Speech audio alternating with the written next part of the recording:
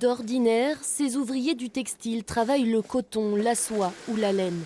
Aujourd'hui, ils ont reçu ce tissu bien particulier. C'est un support qui est destiné à la stérilisation des différents centres hospitaliers. Et au vu de l'urgence, en fait, en discutant, en apprenant à connaître le milieu médical, on s'est aperçu que nous, avec ce support-là, on pouvait tout à fait leur fabriquer des masques et des surblouses de soins. Quelques minutes plus tard, après être passés au laser. Nous avons 240 masques de coupés. Des commandes pour le moment exclusivement réservées aux hôpitaux.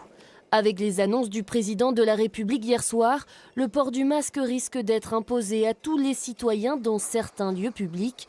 Alors depuis ce matin, l'entreprise croule sous la demande. Rien que sur le début de cet après-midi, j'ai 15 demandes de devis. D'accord. Sur les 15 demandes de devis, il y a à peu près un tiers, ce ne sont que des collectivités, type mairie. C'est un nouveau métier pour nous. La chance que l'on avait, c'était d'avoir déjà l'habitude, en tout cas, de réaliser différents types de produits. C'est ce qui nous a permis justement de répondre très rapidement à ces demandes. À l'atelier, c'est aussi un nouveau métier pour ces couturières. 10 000 masques sont confectionnés chaque jour. Ici, tout le monde espère qu'après le déconfinement, on se souviendra de leurs efforts. On est très heureux et fiers de montrer aux gens qu'en France, on fait encore de belles choses et que le Made in France a lieu d'être, a vraiment une raison d'être.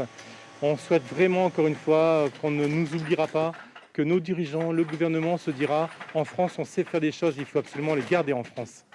En attendant, le gouvernement attend d'ici la fin du mois de juin la livraison chinoise de 2 milliards de masques.